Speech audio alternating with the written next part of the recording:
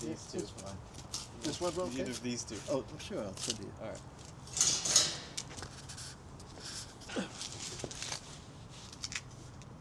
Thank you for being here with me today, Papa J. Can you introduce yourself?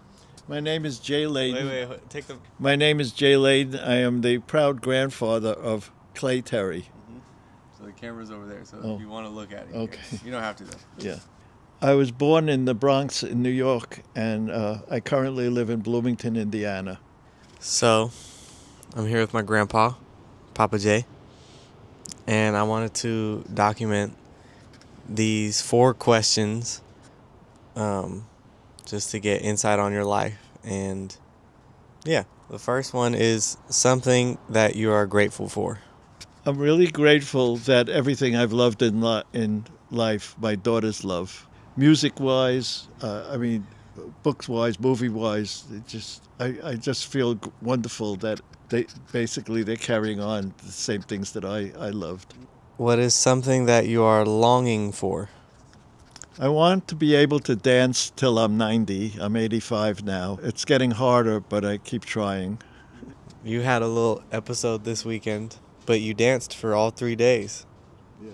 Yeah, that's an accomplishment, don't you Definitely. think? Yeah. What is something you're proud you accomplished? 2 things. One is I'm proud that I got a PhD in economics from Purdue University. Purdue? And Where's Purdue? it's in Lafayette, Indiana. And that I'm still very close with the person I studied under. And we still, he's 94, we still talk about every 2 months. Wow. And the other thing I'm proud of is that all my grandkids love me. And they tell me that every time they see me, so it's total joy. This is the last question. What's something you wish you did better? One thing is I probably would have liked playing an instrument, which I never learned. And I wish I had better rhythm so I could do other kinds of dancing.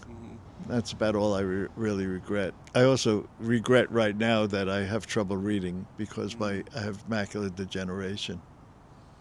I don't feel like that's something you could have done better, though. Like, that's something that you could avoid. No. There's no way I could have done it Exactly. better. Yeah. Anything else? I've never been able to decide whether I feel I should have remarried. But I only fell in love a few times, and those were not going to lead to marriage. So I don't mind that. You think about it sometimes?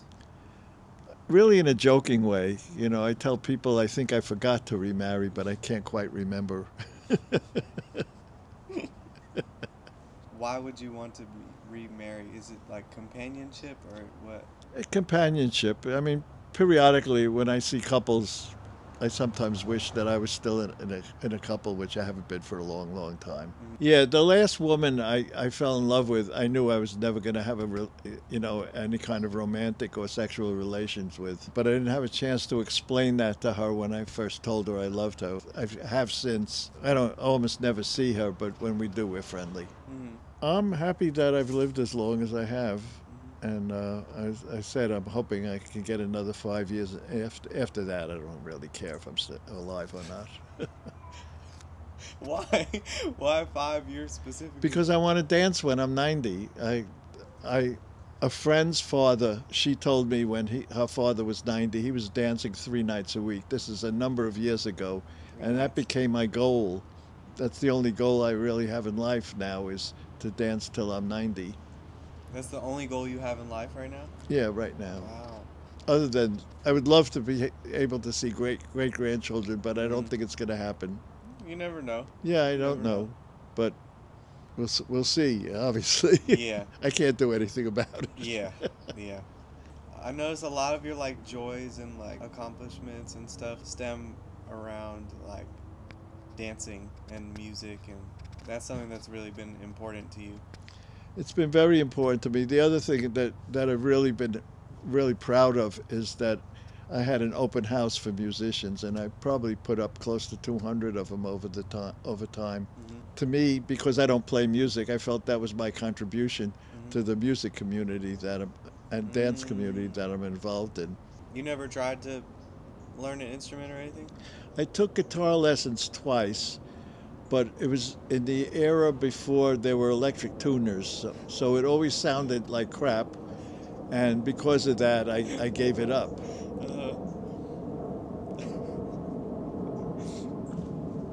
Because there weren't electric tuners. Yeah, I mean, I could never tell if my guitar was in tune. There's been electric tuners for a while now. Not, you know, I'm 85.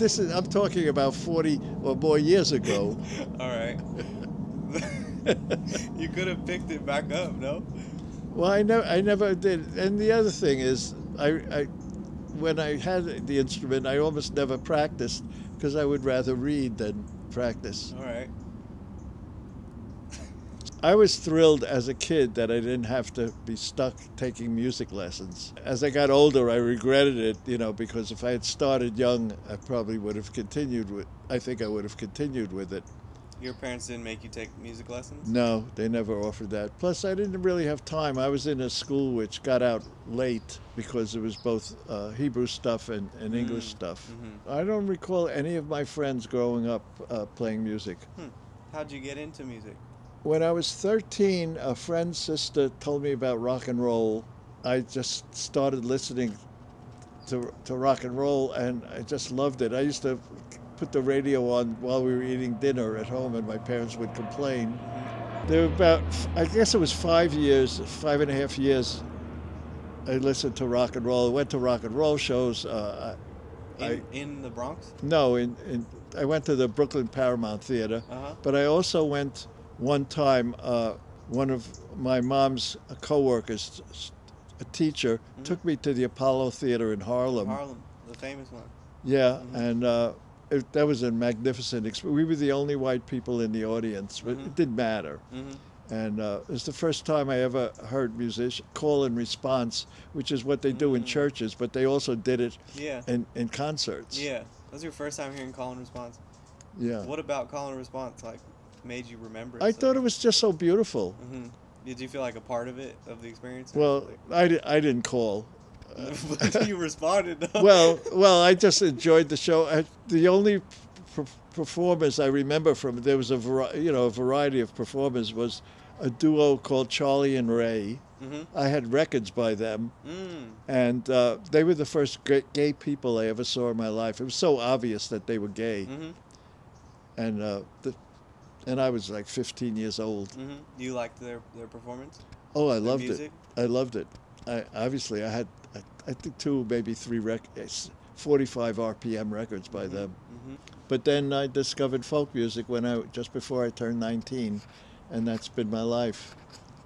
At first it was just before you turned 19. Yeah. So you were listening to rock and roll for almost 5 years? 5+ years. A friend took me to a concert at Carnegie Hall in New York. It was called the Hootenanny at Carnegie Hall. I still remember 2 songs that I heard, and you know, that's like 70 years ago, almost. Wow. You still remember 2 songs? And I went home and I basically got rid of my rock and roll records. Just like that? Yeah. And at first it was all folk songs, and later I discovered Southern Appalachian old-time tunes, and I've been around that ever since. It gives me a peace of mind. Just hearing that music just makes me feel great. I mean, I used to take my kids when they were young down to old-time music parties down south, North Carolina. They were the only kids, and it stuck with them. They were aware that the people there thought of them as friends, not kids. And I think that's why they've always stayed with this kind of music. You know, that was the beginning of their real interest in it. That's how I felt growing up at my parents' music parties and that kind of stuff. I felt like these are my friends. Yeah, You I know? mean, you branched out into different music, but it's music and the community of it. It's the community is such a beautiful thing. Yeah. Was music around in our family before you? Well, my father played piano. Okay.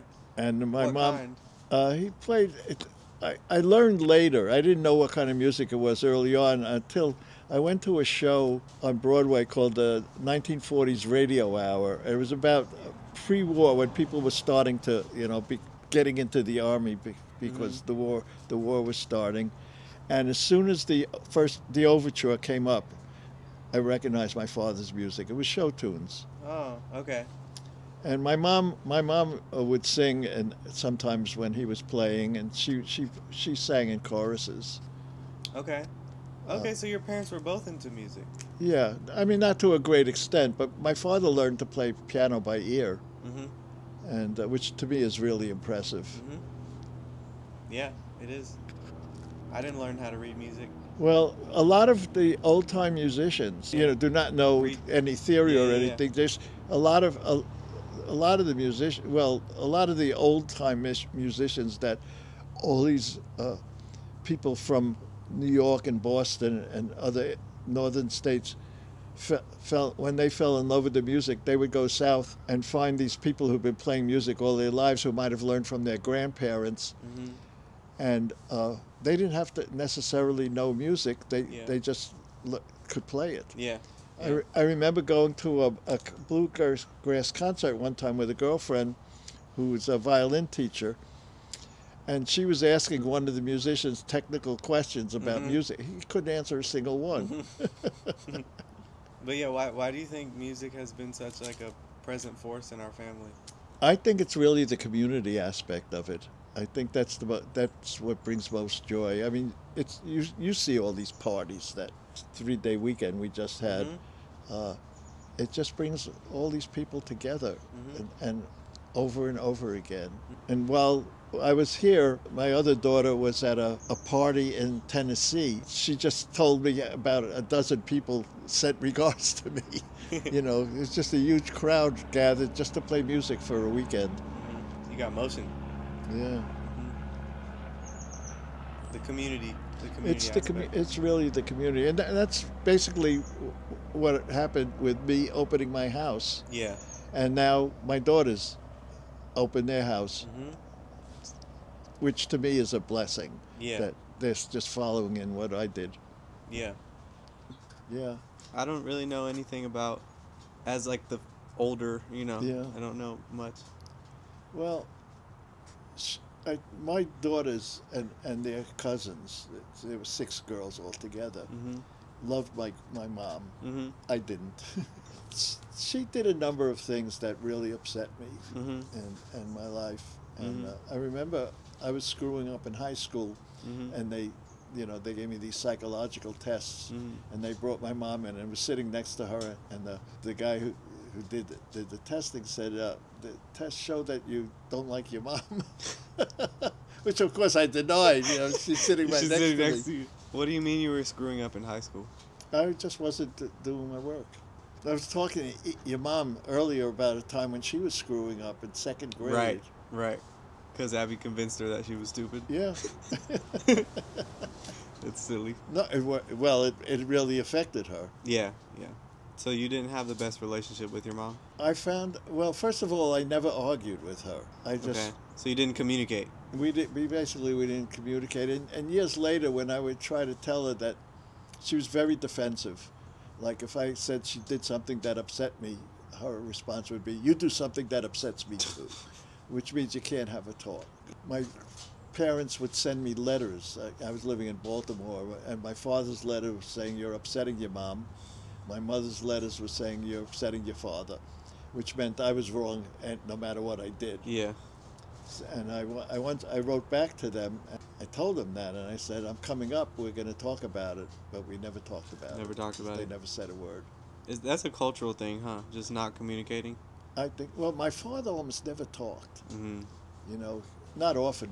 Visit my father's parents. It was like a 2-hour train ride to their house in Brooklyn. Mm-hmm. And my grandfather had What part of Brooklyn, do you remember? No, I don't know anything about Brooklyn. He had a heart attack in his 40s. Mm-hmm. And at that time, it meant you just sit and do nothing. Mm-hmm. And so we would come, he'd be sitting in a chair somewhere. I've never talked to him. To your grandpa? Yeah, that one. Mm-hmm. I never talked to him. That's a specific case, because of the heart attack, right? My father never really talked either. He'd be there, but he wouldn't say much. What was his life like? His whole life? I can tell you a little. His family was wealthy. He went to a paying college during the Depression. Where was he from? Brooklyn, and his father and his uncle were partners in a business in New York City. They made bias binding, which is like the lining around the bottom of underwear, and his brother lived on Fifth Avenue, which is like where the wealthy people in New York lived at the time, with his wife. Never had kids. Anyhow, they were partners, my grandfather and him, and then my grandfather couldn't work anymore, and eventually his brother said, you know, you're out, basically. Wow. So just before my parents got married, my grandmother said to my father, you can't work for your Uncle Morris. He probably would have inherited at least half the business because the other guy had no kids, but he had some nephews. And so my father never had, he wound up being a salesman. And I mean, my parents never really cared that much about money, but they never had any either. But I grew up in a neighborhood where nobody knew, you know, nobody was rich. You know, some people had more than others, but nobody was rich. We didn't get a television till I was 13. We didn't get a car, I think, till I was 13. Where'd you grow up? The Bronx. And so no one in your community had money either, or just you guys? Well, it was probably lower middle class area. My grandparents lived across the park, and there were parts of that area which seemed, the apartment buildings were newer. And so we had one friend who we sort of figured probably had more than we did, but it didn't matter, you know. And almost none of, well, I guess about half of my friends went to college. The other half didn't. I started working when I was 13, delivering chickens initially, then delivering clothing. Alive chickens? No. Okay. But at that time, you could go in a market and the guy selling chickens, and you bought one, he wrung its neck. Yeah. So you deliver those chickens? Yeah, I delivered chickens for a short while, and then I delivered clothes for a number of years. On bike? No, walking. Occasionally, later on when I could drive, I couldn't drive till I was 18. In New York, you had to be 18, and then I could deliver by car. Why'd you get a degree in economics? I'm still not sure, but I started college and I was a total goof off. Okay. I wound up with a D- average my first semester. I shouldn't have been in college at the time, you know. And then I started the second semester the same way. I was taking an economics course, it made no sense to me at all. And I said to myself, I'm going to flunk out, and they'll never let me back in. I better quit. So I quit. It was living at home, and so I was hanging out with my friends who didn't go to college, and I was just bored with them, and you know, and I got a crappy job delivering mail in an insurance company. So I got my draft notice and took the physical, and then I went back to school. So which meant I wasn't going to get drafted. They didn't draft college students at the time. And I took an economics course, and my first exam I got an A on it, and they talked me into becoming a major. And then, what changed from the last time you had done economics? Well, because it was around that time when I met Natalie. Okay. And so I was just straightened out, basically. It turned out to be great for me. So moral of the story is, don't give up. Well, I never thought about it in terms of striving for anything. You know, I was just going on as things happened, in a sense. I know I had still not grown up. When I got married, for example, when I was in graduate school, it wasn't until a couple of years after I got out of graduate school that I sort of like straightened out. Became more responsible. Takes time. Yeah. And I had a good career. I enjoyed what I was doing. I felt I made a contribution, and I had plenty of time for music and dance. Music and dance. There's nothing, to me, it's the greatest thing in the world. Music and dance? Yeah. I'm gonna have to agree with you. Yeah. I'm really proud of you. I mean, regardless of what kind of music you play, it doesn't matter. The point is, you're in a wonderful community, and that's going to make your life happy. I agree. But thank you for saying that. Oh, well, I wish the other kids. Ruth is playing guitar now. Okay.